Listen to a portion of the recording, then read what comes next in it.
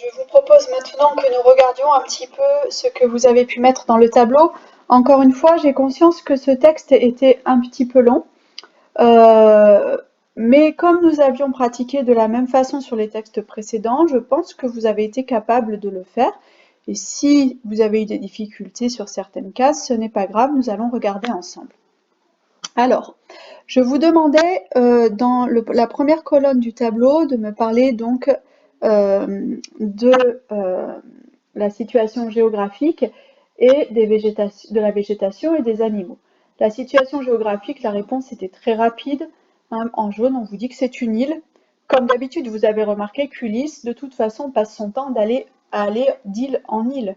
Ce qui est normal puisque la Grèce est constituée de plusieurs dizaines d'îles. Hein. On a la Grèce que l'on connaît, mais on a aussi des dizaines d'îles, et c'est pour ça que l'histoire transporte Ulysse toujours sur des îles nouvelles. Donc ici, on était sur une île, la réponse était assez simple, et ensuite, pour la description de la végétation et des animaux, c'était assez simple aussi, puisqu'on vous dit qu'il n'y avait aucune plante de plantée, la terre n'était pas labourée, il n'y avait pas de culture. Et donc en vert, c'est tout ce qu'on a. On a aussi la mention des béliers. Autrement dit, pour ce qui est de la végétation et des animaux, nous avons seulement une végétation sauvage, puisqu'il n'y a pas de culture faite par les hommes, donc simplement une végétation qui pousse seule. Et puis, pour les animaux, nous avons seulement donc les béliers qui sont élevés par les cyclopes pour fournir du lait. Donc on pouvait répondre ici, situation géographique, île au milieu de la mer, et végétation et animaux, donc végétation sauvage, présence de troupeaux. Je vous demandais ensuite d'observer l'habitat du cyclope. Donc c'était le bleu clair, on vous disait ils vivent sur les sommets des montagnes, dans des grottes profondes, et à plusieurs reprises, pour parler de l'endroit où habite le cyclope, on vous dit une caverne immense, l'antre, de nouveau la caverne. L'antre, je vous l'ai expliqué hein, dans la première vidéo, un antre c'est une caverne, c'est là où habitent les animaux sauvages, hein, les trous dans la pierre ou dans la nature où habitent les animaux sauvages. C'est important ensuite pour décrire le cyclope de savoir que normalement c'est quelque chose qui est destiné aux animaux. Donc sur le sommet des montagnes, dans des grottes, mais des grottes qui sont malgré tout bien rangées. Ça c'est assez curieux. Hein, vous imaginez, on a une grotte comme ça au milieu de la montagne sauvage, et pourtant cette grotte elle est bien organisée avec des étagères pour ranger le fromage, etc. Donc ça c'est assez surprenant. Donc on peut noter habitat, caverne, antre, grotte. Hein, les trois mots sont à peu près synonymes, ils sont utilisés tous les trois. Et on peut écrire grotte rangée et organisée. Ensuite, je vous demandais quelle était la nourriture des cyclopes. Donc la nourriture, c'est en violet. Ils ne sèment pas de plantes, donc on peut supposer qu'ils ne mangent pas de blé et qu'ils ne mangent pas de pain. J'espère que vous y avez pensé, puisque je vous ai déjà expliqué que la caractéristique de l'homme, c'est de manger du pain, donc de cultiver du blé. Et celui qui ne cultive pas le blé, qui ne mange pas de pain, souvent, c'est un être étrange, un être effrayant, qui n'a pas les caractéristiques principales de l'homme. Ici, si on ne sème aucune plante et qu'on ne laboure pas la terre, c'est qu'on ne plante pas de blé. D'accord? Donc ça, c'est très important. Ça veut dire que les cyclopes se nourrissent essentiellement de fromage. Et puisqu'il élève les brebis, on peut imaginer que cet élevage est fait justement pour recueillir le lait. Donc du lait, du fromage, et on a l'impression quand même que le cyclope aime bien le vin, donc on peut supposer que ça fait partie de son alimentation. Donc, pour la nourriture, on peut écrire vin, lait, fromage.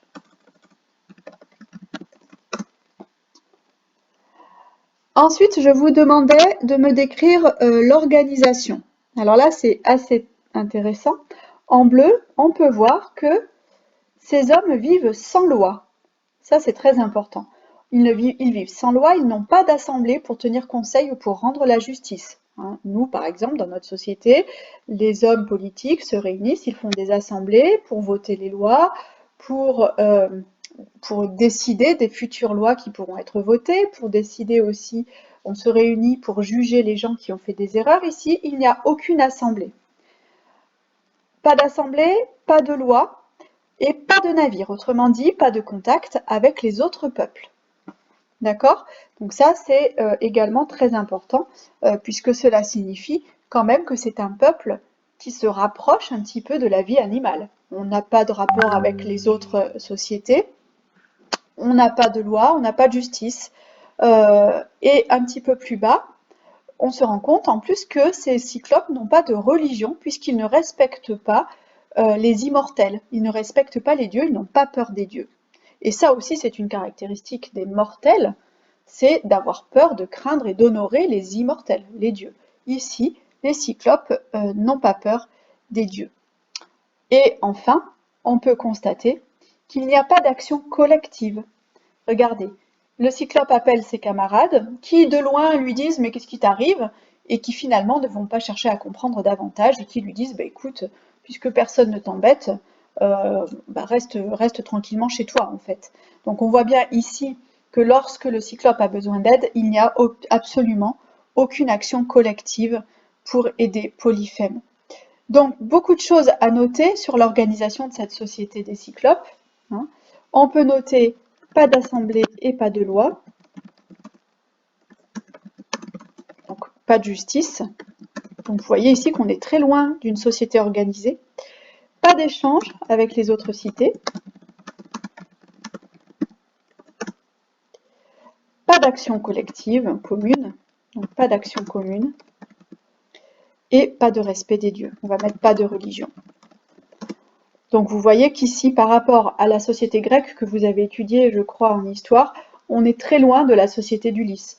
Hein, chez Ulysse, on est chez les Grecs, donc on se réunit en assemblée. C'est même une des premières cités à s'être réunie en assemblée pour voter des lois. Hein, c'est une des premières cités démocratiques.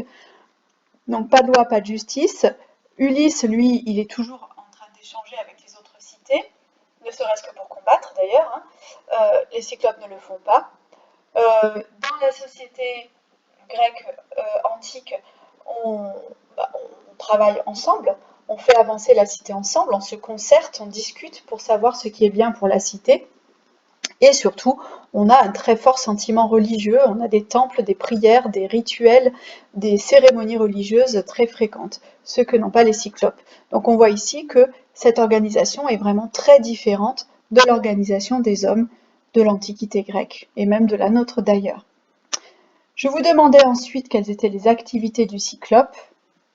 Les activités du cyclope, eh bien nous les voyons en gris. Ici, c'est l'élevage des béliers, tout simplement. Hein. Donc on peut écrire élevage des béliers.